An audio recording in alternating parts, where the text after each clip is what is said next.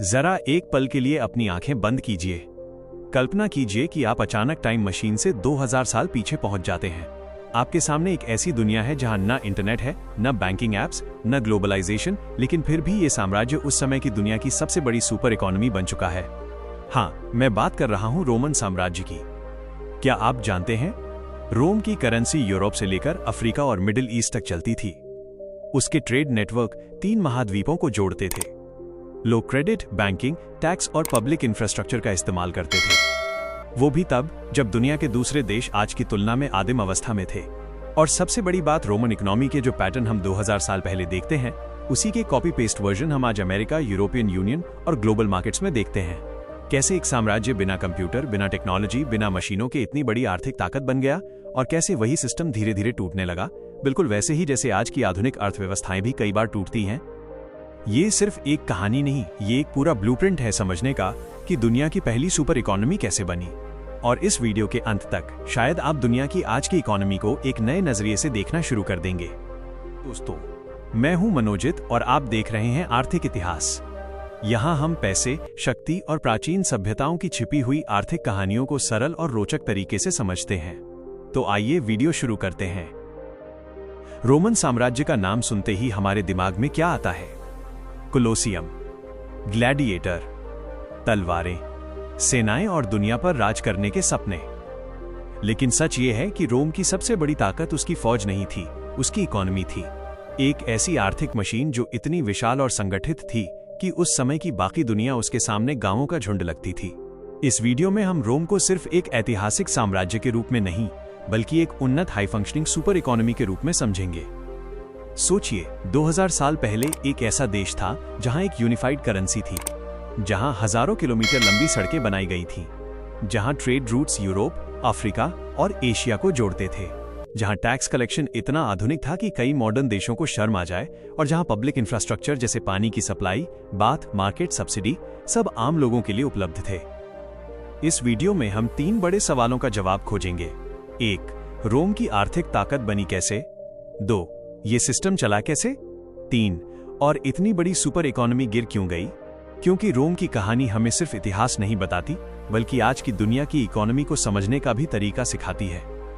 तो चलिए शुरू करते हैं दुनिया की पहली सुपर इकोनॉमी की ये अनोखी यात्रा। एक ऐसा समय जब दुनिया में न बैंक थे, न ट्रेनें थीं, न बिजली और न ही इंटरनेट। लेकिन इसी प्राचीन दुनिया में एक ऐसा साम्राज्य उभरा जिसने पूरी अर्थव्यवस्था, व्यापार और शक्ति का खेल हमेशा के लिए बदल दिया। उसका नाम था रोमन साम्राज्य। आज सुपर पावर शब्द का इस्तेमाल हम अमेरिका या चीन के लिए करते हैं, लेकिन 2000 साल पहले यही टाइटल सिर्फ एक के पास था, रोम। लेकिन रोम इतना बड़ा बना कैसे? सिर्फ तलवार और सेना से? नहीं, रोम की असली ताकत थी उसकी आर्थिक समझ, उसकी प्लानिंग और उसका सिस्टम। शुरुआत में रोम एक छोटा सा शहर था। किसान, चरवाहे, कुछ व्यापारी और बस। लोग खेती करते, पशुपालन करते और आसपास के गांवों से छोटी मोटी अदला बदली करते। ये एक सामान्य सर्वाइवल इकोनॉमी थी। लेकिन रोम ने बहुत जल्दी समझ लिया कि अगर दुनिया में टिकना है तो सिर्फ जमीन पर हल चलाने से काम नहीं चलेगा। उन्हें चाहिए था long term system, smart planning और कंट्रोल। रोम को सबसे पहला फायदा मिला उसके भूगोल से। टाइबर रिवर के पास बसने से उन्हें पानी, व्यापार और ट्रांसपोर्ट की सुविधा मिली। मेडिटरेनियन सी से वे दुनिया से जुड़े। चारों ओर पहाड़ और प्राकृतिक सुरक्षा ने उन्हें सुरक्षित रखा, और आसपास की जमीन उपजाऊ थी, यानी अनाज की कभी कमी नहीं। इसके बाद रोम ने किया अपना सबसे बड़ा मास्टर स्ट्रोक, सड़कें बनाना। ऐसी सड़कें जो हजारों किलोमीटर दूर तक फैली थीं, सड़कें जिस पर सैनिक चल सकें, व्यापारी सामान पहुंचा सकें और टैक्स कलेक्शन तेजी से हो सके। इन सड़कों ने रोम की अर्थव्यवस्था में जान डाल दी। ये रोम की इकोनॉमिक ब्लडलाइन बन गई। एक और चीज जिसने रोम को अलग बनाया, उसकी राजनीति।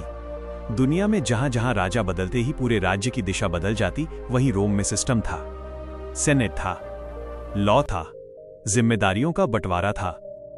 यानी रोम ने बहुत जल्दी समझ लिया था कि स्थिर सिस्टम इक्वल्स स्थिर अर्थव्यवस्था।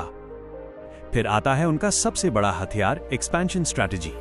रोम ने लड़ाइयां सिर्फ जीतने के लिए नहीं लड़ी, बल्कि नए इलाकों को अपने आर्थिक नेटवर्क में जोड़ने के लिए लड़ी। हर जीता हुआ इलाका रोम की संपत्ति बन जाता। साथ ही रोम ने दुनिया के बड़े हिस्से में एक ही मुद्रा लागू की, डिनारियस। पहली बार व्यापार इतना आसान हुआ कि दुकानदार से लेकर व्यापारी तक हर कोई फायदा में था। और फिर आता है लॉ सिस्टम। रोम ने पहली बार प्रॉपर्टी लॉज, कॉन्ट्रैक्ट लॉज और ट्रेड लॉज को इतना मजबूती से लागू किया कि व्यापारी दुनिया के किसी भी कोने में जाकर व्यापार कर सकते थे भरोसे के साथ। इतिहास कहता है, जहां भरोसा होता है वहां व्यापार अपने आप बढ़ता है। और यही भरोसा रोम को धीरे धीरे दुनिया की पहली सुपर इकॉनमी बनाने लगा। रोमन साम्राज्य का असली उठान सिर्फ उसकी तलवारों से नहीं, बल्कि उसकी आर्थिक सोच से शुरू हुआ। रोम ने जब इटली जीता, फिर ग्रीस, स्पेन, तुर्की और उत्तरी अफ्रीका पर कब्जा किया, तो उसके पास अचानक धन, संसाधन और टैक्स की बाढ़ आ गई। लेकिन बात सिर्फ इतनी नहीं थी। कई देश लड़ाइयां जीतते हैं, पर रोम ने किया जीत का सही इस्तेमाल। रोम ने सड़कें बनाई, ऐसी सड़कें जिन पर सैनिक, व्यापारी और सामान तेजी से चल सकें। पूरी दुनिया जैसे एक ही बाजार में बदल गई। यूरोप, अफ्रीका और एशिया सब रोम की मार्केट से जुड़ गए। फिर आया सबसे बड़ा गेम चेंजर, एक जैसा कानून। हर जगह एक जैसी नियम, एक जैसा भरोसा। व्यापारियों को पता था कि सौदा सुरक्षित है, और यहीं से रोम व्यापार का दिल बन गया। रोम ने एक और कमाल किया, एक ही मुद्रा डेनेरियस, एक सिक्का जो पूरे साम्राज्य में चलता था। इससे कीमतें स्थिर हुईं, लेन देन आसान हुआ और व्यापार तेजी से बढ़ने लगा। और हां, रोम की सेना सिर्फ लड़ती नहीं थी, वे बंदरगाह, शहर और रास्ते सुरक्षित रखते थे। इस सुरक्षा ने व्यापारियों को दूर दूर तक सामान भेजने का हौसला दिया। इन सब ने मिलकर एक ऐसा चक्र बनाया जहां कानून, मुद्रा, व्यापार, सुरक्षा और विस्तार एक साथ काम करते थे। और इसी तरह रोम बना दुनिया की पहली सुपर इकॉनमी।